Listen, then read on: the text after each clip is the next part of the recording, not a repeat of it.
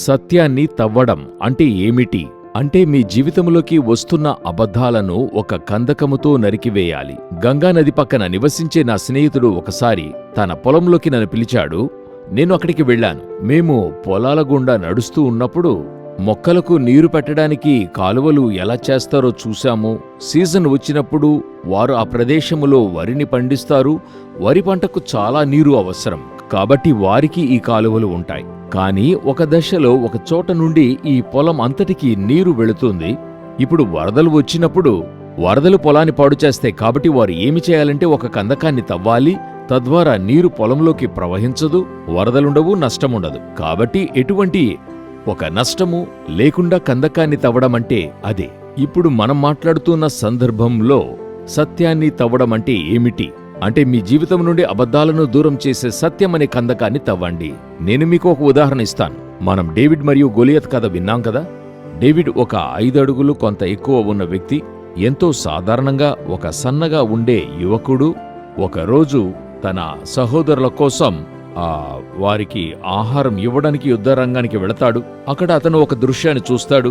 ఒక 7 అడుగుల పైబడిన గొలియాత్ అనే భారీ రాక్షసుడు ప్రతిరోజు దేవుని సైన్యాలను సవాలు చేస్తూ నాతో ఎవరు పోరాడగలరు అని అంటాడు. అతను సవాలు చేయడానికి వచ్చినప్పుడల్లా ప్రజలు పారిపోయేవారు. కాని డేవిడ్ ఏమనుకున్నాడు, ఎవడితడు మనల్ని సవాలు చేయడానికి, నేను పోరాడతానంటాడు. కాని అక్కడున్నవారు ఈ కుర్రాడు పిచ్చివాడై ఉండాలి, లేకుంటే ఎలా ఇలా సవాలు చేయగలడు? కాని డేవిడ్ ఏదో చేస్తూ ఉన్నాడు. అతని మనసులో ఎన్నో అబద్ధాలు నిండి ఉండవచ్చు. ఆ రాక్షసుడు చాలా పెద్దవాడు, అతని ఆయుధాలు చాలా పెద్దవి, నువ్వు చిన్నవాడివి. కాని డేవిడ్ ఆ అబద్ధాలను తన మనసున ముంచనెత్తనివ్వలేదు. అట్లే నరికివేశాడు. మరి సత్యముతో, ఆ సత్యమేమిటి? నేను నా శక్తితో నిలబడలేదు, కాని దేవుని శక్తితో. అలా అతను చేసినప్పుడు కథ యొక్క ఫలితం మనకు తెలుసు. అతను ఒక వడిసెల రాయి తీసుకున్నాడు. అది తిరుగుతూ విసిరినప్పుడు అది గొలియాతు నుదుటి మధ్యలో తగిలింది. వెంటనే గొలియాతు పడిపోయాడు. డేవిడ్ తన జీవితంలో మరి సత్యమనే కందకాన్ని తవ్వడం వల్ల విజయం సాధించాడు. అదే మన జీవితంలో చేయాలి.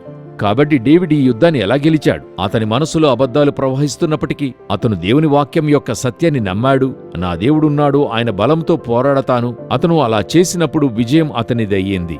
ఈ విజయము మనకు కూడా లభిస్తుంది. ఇది మన రోజువారీ జీవితంలో ఎలా వర్తిస్తుంది? మనం అనేక సవాళ్లను ఎదుర్కొంటాం. ప్రజలు మనపై దాడి చేస్తారు. కొన్నిసార్లు మనకు భయమేస్తూ ఉంటుంది.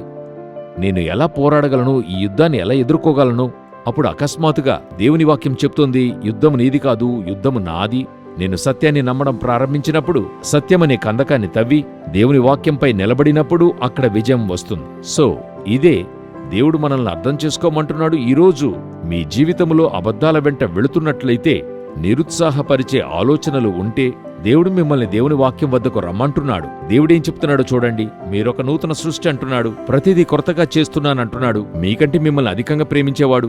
మనం దేవుని వాక్యాన్ని నమ్మడం ప్రారంభించి దానిని వాగ్దానంగా తీసుకుని సత్యానికి కట్టుబడి ఉంటే విజయం మనదవుతుంది.